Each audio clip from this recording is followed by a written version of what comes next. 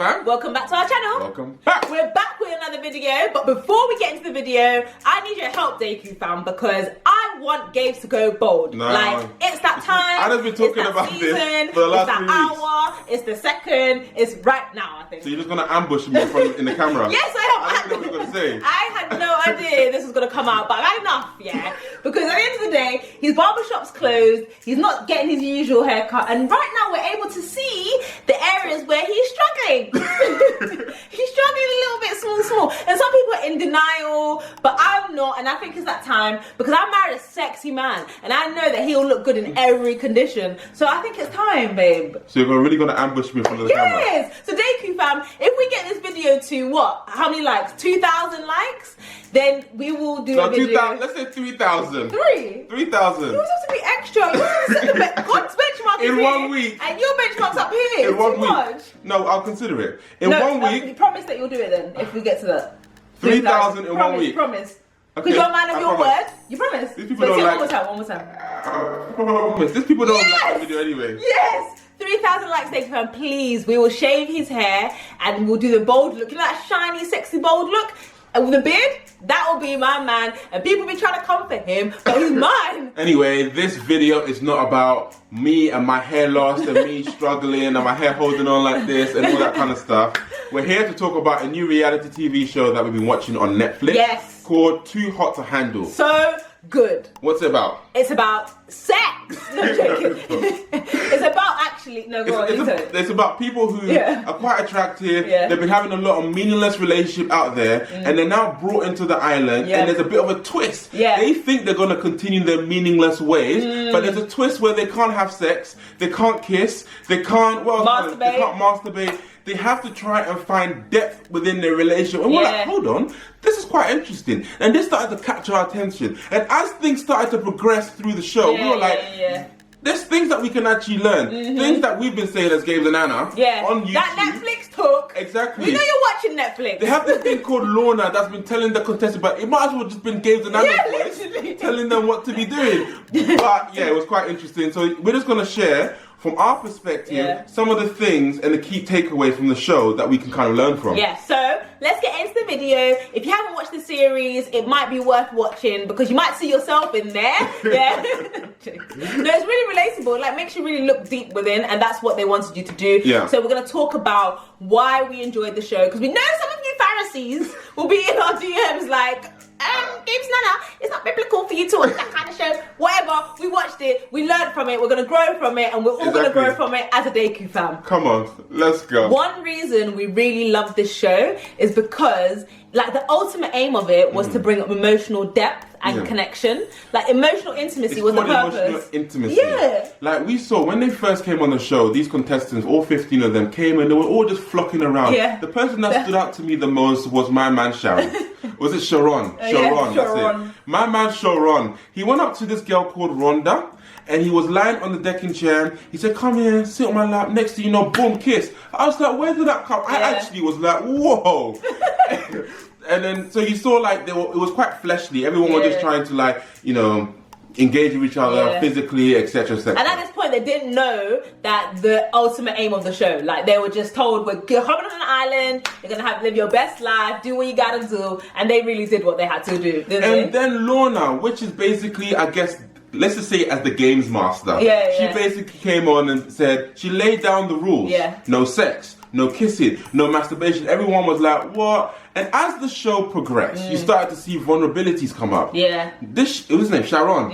Sharon. He's now having an emotional pandemic, should we say.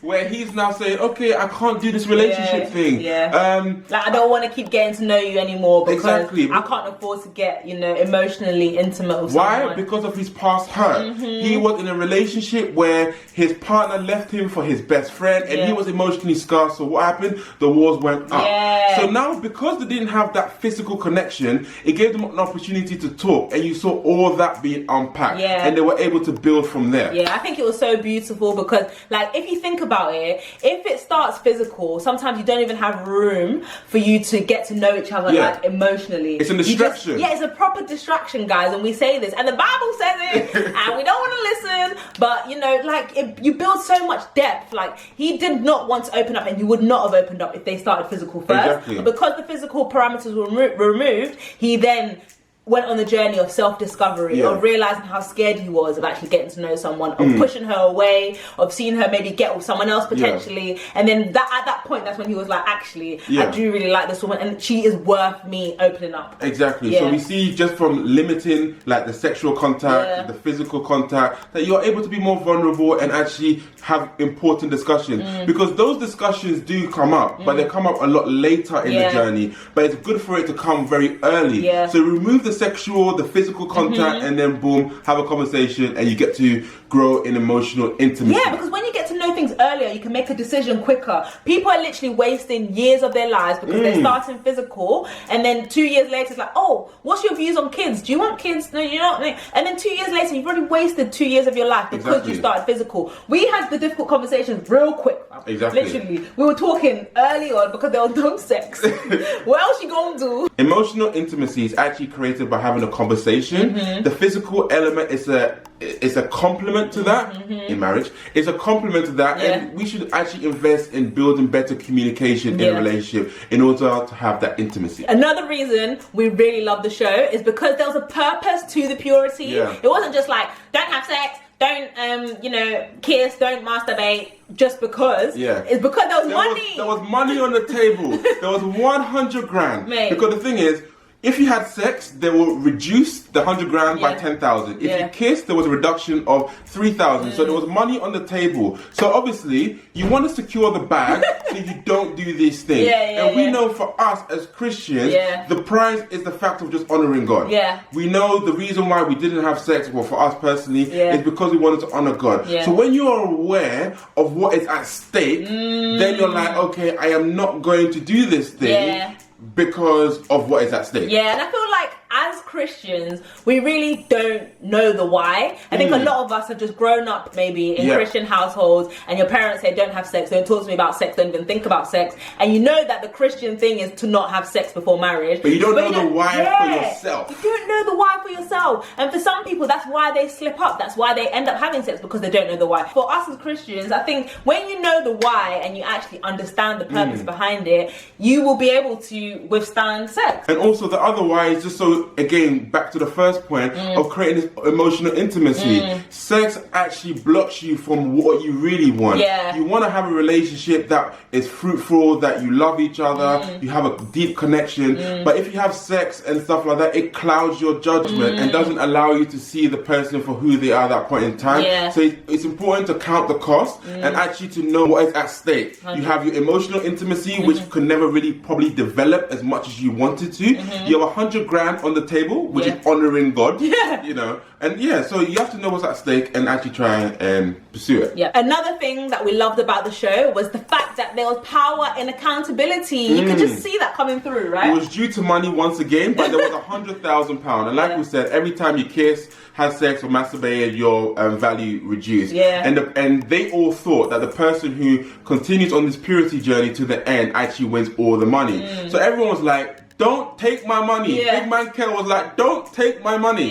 So everybody was kind of holding everyone to account. And you saw the fact that just because everyone could basically lose the money, people were a bit more cautious when they were about to do things. And something that I saw was very powerful again with Kels. He was in the pool with Francesca, and then she was trying to kiss him, and he was basically like, "No, I'm not kissing you." Why? Because he didn't want to make everyone else lose out on the money. So the power of accountability meant that they didn't, because I think sometimes if you're on your own and you're here, oh, we're not going to have sex, we're not going to do it, just you two, you literally are going to do it. Like, accountability is so important when you have people checking you, like, did you? Did you? Where are you chilling? Where are you guys going? Make sure you're in the crowd, all of that type of stuff. Or just the feeling of knowing that you have to go back and confess to the team.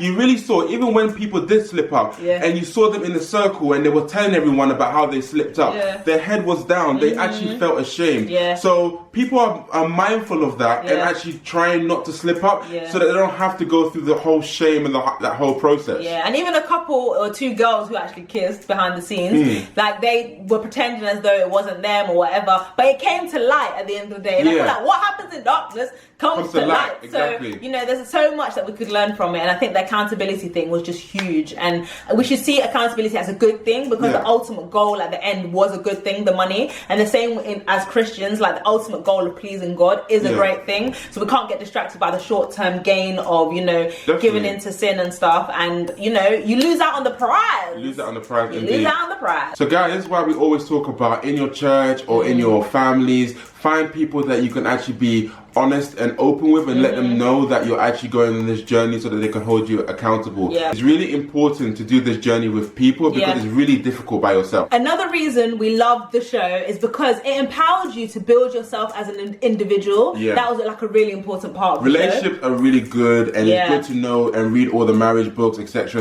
about how to build the two of you together.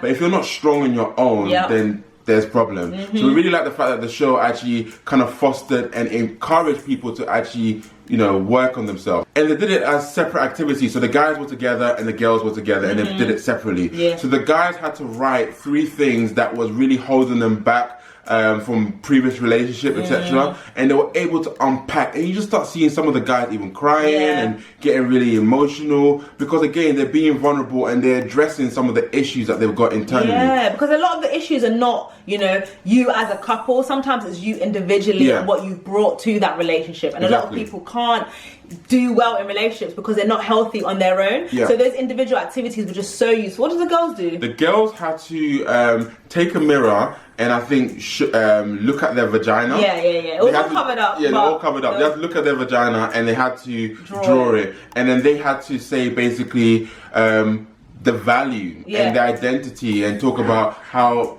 amazing they are as a woman and what they brought to the table. And one of the girls that came out that she'd actually had a baby a few years ago, and she's saying that's the power of being a woman, like you can produce life and like deliver life into the world. Another girl who literally didn't even value her vagina, she was just like giving it to anyone and everyone before the show. She was like, actually I should have a filter on who's allowed to like enter me. I am of value. I am of value. This is of value. I shouldn't just be out here giving it out to everyone. So it's just like important for everyone to go on their own journey of self-development. It's not okay for people to just jump into a relationship and think like, oh, I've done no self-work, I don't know myself, but I'm going to bring myself as baggage to you. Yes, we all bring baggage into relationships, but it's important to, when you're on your own, to do that deep work so you can be a better person, a better version of yourself for the sake of that relationship. Right? Because we all see, like on social media or music videos, we sell this element of relationships and men and women coming together, and it's like only for the power of sex and just fun and excitement.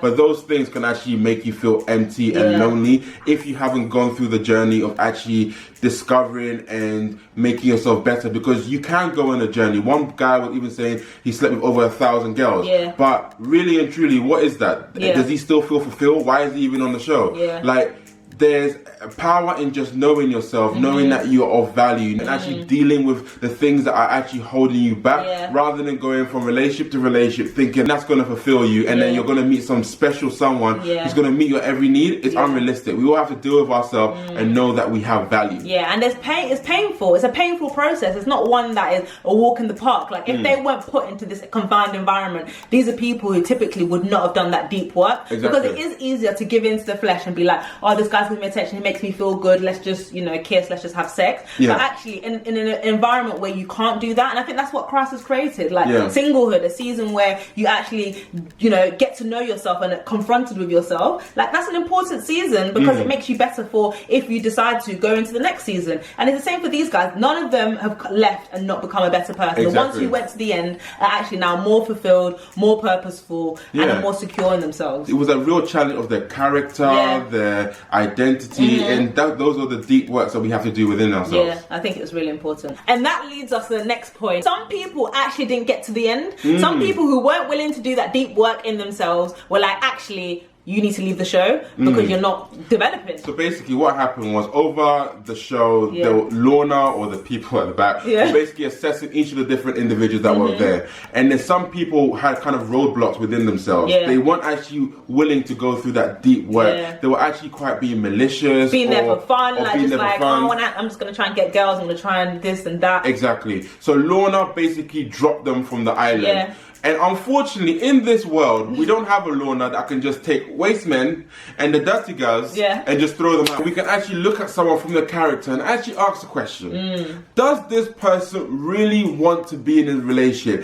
Is this person willing to go on a journey where they're actually trying to make themselves a better individual for the sake of this relationship? Not for me, but for the sake of the relationship. And like, some people just weren't willing to do that on the show. Some people were literally just like, I'm here for fun, I'm here going to try and have sex, I'm here going to try and do this, like I'm not going to confront myself. And you find those people in life, like they don't want to deal with themselves, they just want to keep going. It's always your fault, it's always that other person's issue, and they're just like, no, I'm not going to do the deep work. And exactly what Gabe said, like you won't have someone like Lorna telling you that that's the case, but you need to be assessing people as they come into your life.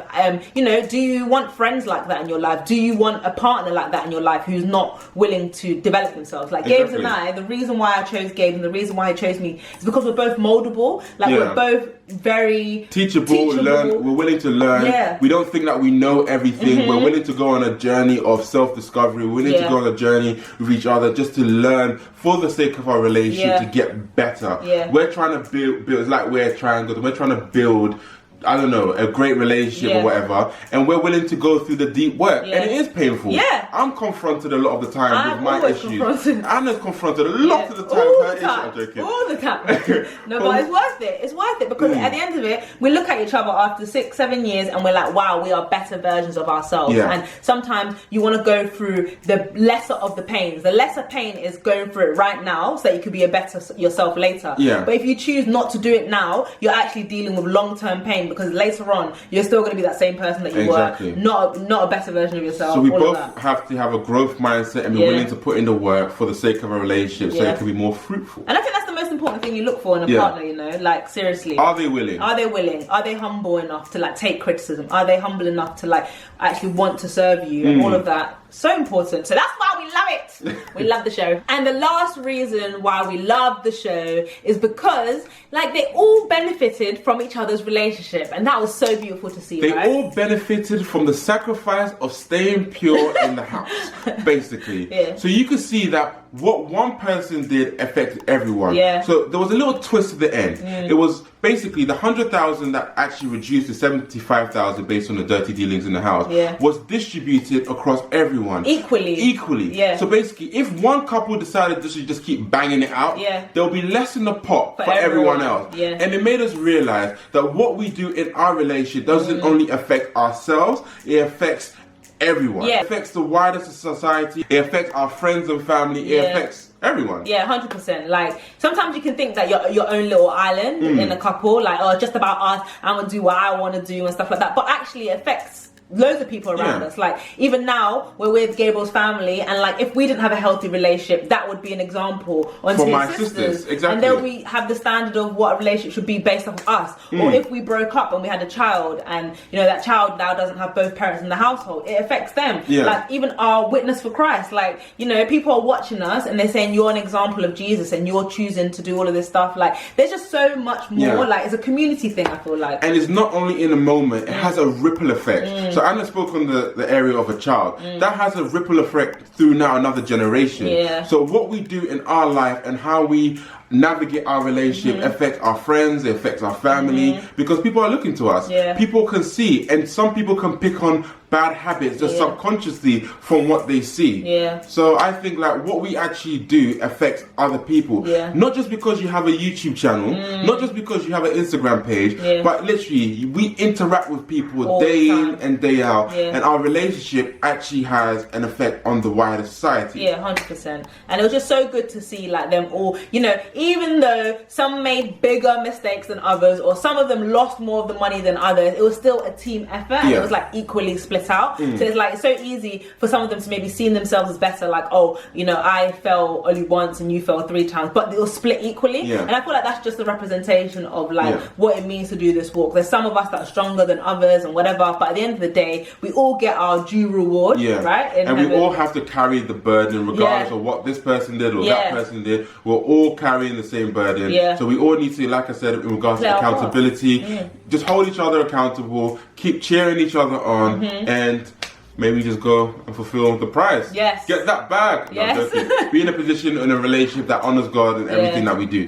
And we just thought we'd just do that video because we were really like, I don't know if it's us, we're just analyze everything that we watch, but we love relationship shows. And that one in particular, we feel like it actually aligned to some of our views on things. So we thought we'd bring it to the Deku fam. So let us know if you've watched it, if you haven't, what your thoughts are below. And if you haven't watched it, maybe you should watch it and actually see these examples and actually look at it with reflective and think about yourself and what you can do in your like personal life so that you can be better for your future spouse. Or if you're currently in a relationship, think about the things that you could be doing better, and maybe go through some of the exercises, writing down some of the things that are holding you back. Look at your vagina. Writing some of the things that you could do that as well. I thought that was a bit of a weird one, but anyway, writing down some of the things that are holding you back in your relationship, how you can actually step forward so that you can grow. See, maybe not looking at your vagina, if that works for you, fair enough, but actually seeing yourself of value, because sometimes we can be very insecure in relationship and feel like we don't have a voice, but knowing that you are loved, even if you don't feel the love of your husband or your partner, you are loved by Heavenly Father, and know that you are of value. So at the end of the day, we both have to just walk out this relationship in love and just keep striving forward. So Deku fam, we will see you in our next video. Let us know if you like that one. It was a bit different, you know. But let us know, share your video suggestions, and we'll see you in the next video.